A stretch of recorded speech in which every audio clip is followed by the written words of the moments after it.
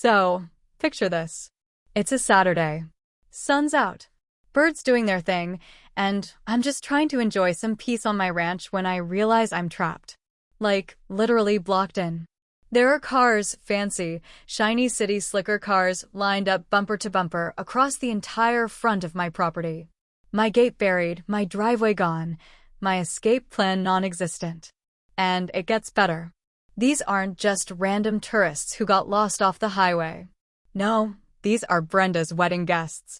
Brenda, my HOA president and part-time tyrant, decided to throw a full-blown wedding circus right next door. Tents, speakers, a champagne tower, and apparently a complete disregard for basic human decency. I walk up to the nearest group of guests, still in my boots and flannel, and go, "Hey, y'all mind moving your cars? I need to get out." One guy in a tuxedo too tight for his ego smirks and says, "It's just a few hours. Can't you wait?" That's when I knew I wasn't dealing with wedding guests. I was dealing with a cult of entitlement, and they were about to meet the real stars of my ranch, Duke and Blue. Let me know in the comments where you're watching from. This one gets muddy. Now, if you've never dealt with an HOA Brenda before, let me paint the picture for you. She's the kind of woman who once fined me $75 because my barn door was too rustic on a ranch in Texas. She's got this permanent scowl like someone's always chewing gum too loud near her aura. And today she's out there in a white pantsuit. Yeah, pantsuit. Barking orders into a headset like she's directing a Broadway show, not her daughter's backyard wedding. So I walk over, calm, polite, trying to be the good neighbor, right? And I say, "Brenda, hey, your guests are blocking me in. I've got work to do today. Can we clear the drive?" Without even looking up, she waves me off like I'm a leaf blower in the distance. Says, "Paul, can't you just relax for one day?" Relax, lady? I'm not asking for a day spa. I just want to leave my own property without playing musical bumpers with luxury sedans. That's when I realized this wasn't ignorance. This was a power play, and I had just the crew to handle it. I head back toward my house fuming. I mean, I could have called a tow truck. I could have called the sheriff, but let's be real. That would have taken hours, and Brenda would have spun it into some HOA emergency about hostile behavior or whatever. So, I try one more time. I grab a marker and a big piece of cardboard from the barn.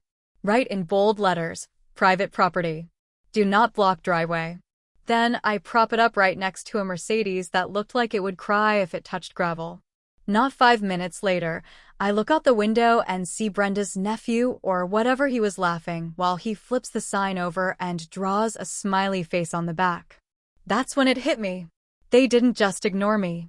They thought this was funny. They thought I was the joke. And they had no idea that two of the smartest mud-loving creatures in Texas were about to crash that wedding reception like it was feeding time. Duke. Blue. Saddle up, boys. Now let me tell you about Duke and Blue. They're not your average dogs. These boys are Aussie Shepherds with 2 PhDs in chaos and a minor in mud wrestling. I've trained them since they were pups. Herding cattle, opening gates, even fetching beers from the cooler. No joke. They're smart, fast, and just unhinged enough to scare a grown man out of designer loafers. So, I give them the look, the one that means time to work, but keep it legal. They perk up like it's game day. I open the side gate, and they trot out, cool as can be. Tails wagging like they're headed to a barbecue. The wedding music's blasting some slow, sappy love song, and nobody even notices the 2 furry missiles weaving through the lawn chairs. But here's the thing about ranch dogs. They don't just move animals. They read energy. And right now, mine was saying, "Move the disrespectful herd to the mud pit." At first, the guests thought it was cute. "Oh, look, puppies." One woman squealed, holding a mimosa like it was a newborn. Blue trotted right up to a guy in pastel suspenders and sniffed his ankle like, "You smell like overpriced cologne and bad decisions." Duke stayed low, scanning the crowd like he was picking his target. And then I gave the signal. Just a sharp whistle and a point toward the far paddock where I'd been running mud drills all week with the cows. It was sloppy, deep, the kind of mud that doesn't just stain, it claims things. Suddenly, Blue darted toward the gift table, barking like he'd found a rattlesnake under the fondue fountain. People jumped. A chair tipped. One bridesmaid screamed. Duke herded left, circling wide, cutting off the group near the dance floor like he'd done it 1,000 times because he had. The guests started moving, at first confused, then annoyed, then concerned. And Brenda, she was too busy shouting at the caterer to see the stampede starting behind her. It was like watching a slow-mo cattle drive, except instead of longhorns, it was a bunch of overdressed city folks screeching and clutching their purses. Blue zigzagged through the crowd, barking just enough to keep them moving, while Duke flanked them like a furry bouncer with zero patience. And where were they headed? Straight toward the mud pit. I had trained those dogs to funnel livestock into that exact corner of the property. Guess what? Drunk wedding guests move just like sheep when they panic. A few tried to turn back. Too late.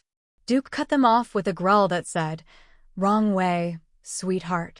One guy actually tried to reason with Blue. "Hey, buddy, sit." Right before tripping over a folding chair and face planting into the slop. First one down. That's when the screaming started. Heels were sinking. Dresses were tearing. That pristine white aisle runner looked like a battlefield.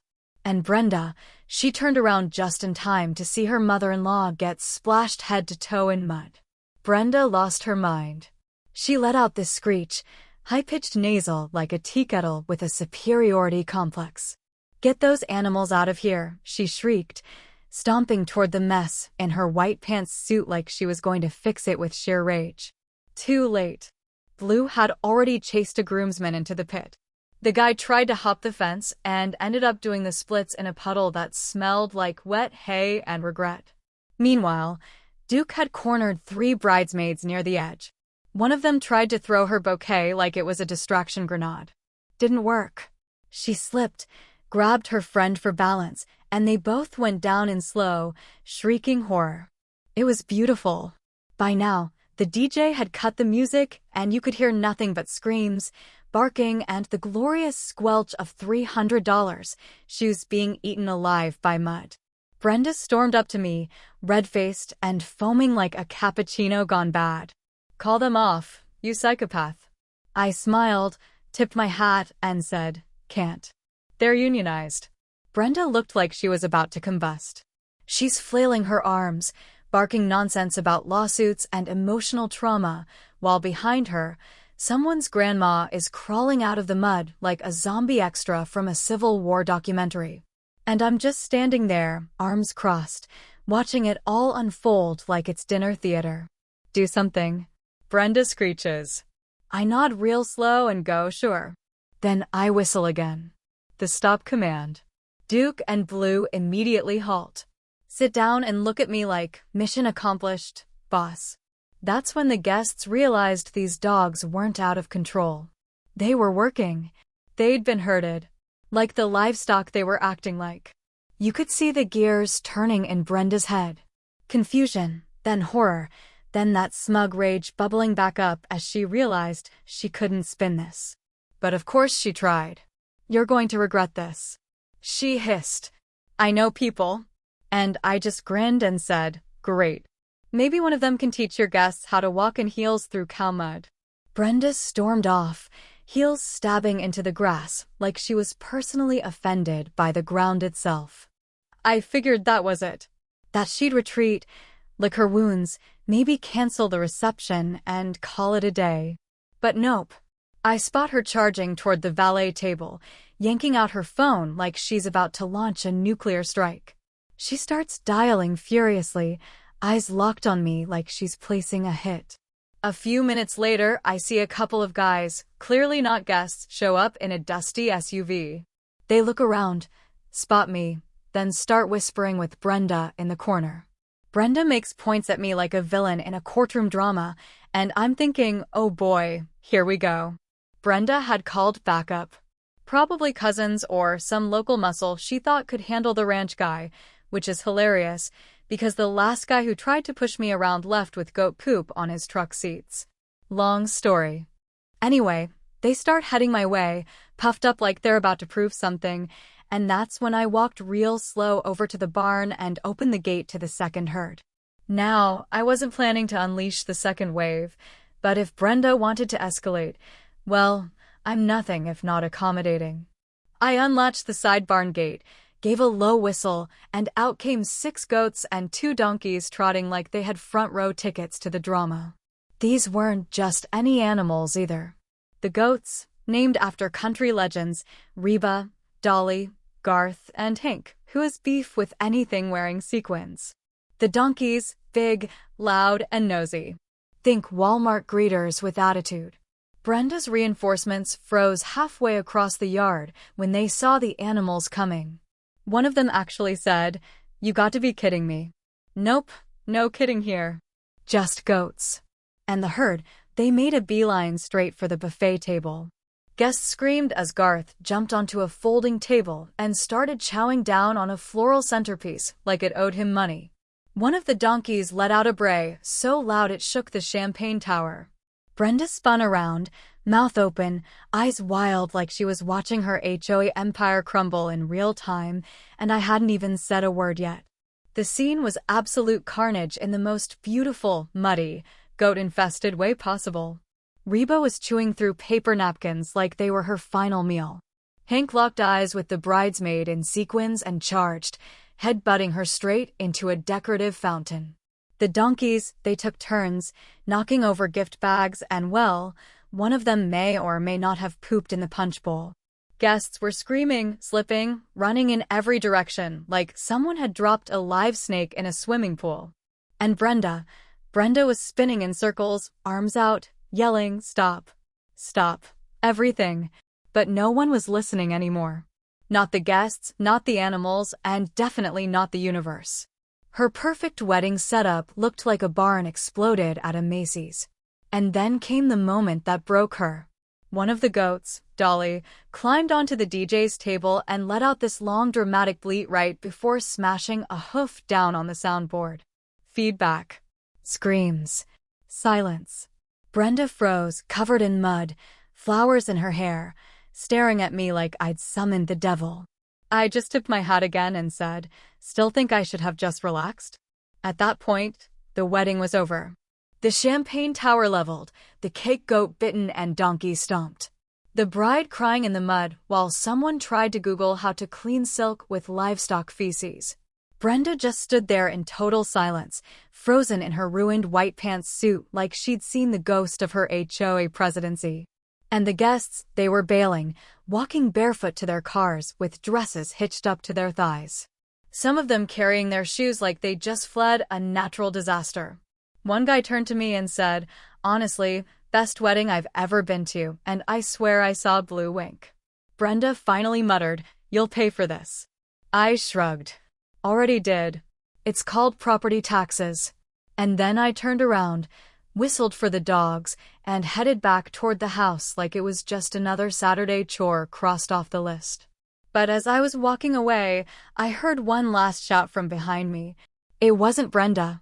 It was her daughter, and she was not happy. "Oh my God, Mom. You ruined it." That was the bride standing in a mud-soaked dress that probably cost more than my truck, screaming at Brenda like it was the season finale of a reality show. "I told you not to have it here. I told you not to mess with the neighbors." But no, you had to turn it into your little HOA power trip. Brenda tried to defend herself, but all that came out was this wet choking sound like a cat trying to cough up a contract clause. The groom stood awkwardly to the side, holding what was left of the wedding cake and looking like he was rethinking every decision that led to this moment. And me? I just leaned on the fence post with Duke and Blue at my feet, enjoying the front row seats to a multi-generational meltdown. Guests were filming now, phones out. TikTok was about to get a 3-part series titled Brenda's Wedding Went Viral. And that's when Brenda did the most Brenda thing imaginable. She turned, pointed at me, and yelled, "He did this. He trained those animals to attack us." Lady, you finally got one thing right. Now I knew what she was trying to do. Flip the script, make it look like I'd staged some kind of barnyard assault. But here's the thing. We're in Texas on private property, and every single one of those guests trespassing. I looked her dead in the eye and said, "Brenda, I didn't train them to attack. I trained them to work. You just gave them a job." That shut her up real quick. And then, like fate had a sense of humor, one of her own guests, muddy, barefoot, still holding a soggy gift bag, shouted, "Honestly, Brenda, this is exactly what you deserve." The crowd turned. A few people nodded. Someone even clapped. Brenda's face fell like a souffle in a thunderstorm. And the bride, she gave me this look. Half apology, half thank you before turning back to her mom and saying, "You're not coming to the honeymoon." Oof. I gave Blue a scratch behind the ears and said, "Well, buddy, think we just fixed the HOA problem." By Monday, half the neighborhood had heard the story. The HOA group chat radioactive. Someone leaked a video of Dolly the goat standing on the DJ booth like she was accepting an award. Brenda tried to spin it, of course, said it was an unprovoked attack during a sacred family event, but the board, they weren't buying it. Turns out when your wedding guests trespass, destroy private property, and get chased into a mud pit by ranch animals, HOA power doesn't stretch that far. Brenda got suspended indefinitely. And let me tell you, the next HOA meeting, we held it right here at my place, potluck style. Dogs welcome. Duke and Blue were treated like local heroes. Someone even made them little sheriff badges out of bottle caps. And me, I got my driveway back, my peace restored, and a story that still gets me free beers at the local bar every time I tell it. So yeah, next time someone blocks you in, don't call a tow truck, call the goats. If you love a good comeuppance, I've got a whole playlist of them right here. And hey, drop a comment and tell me where you're watching from.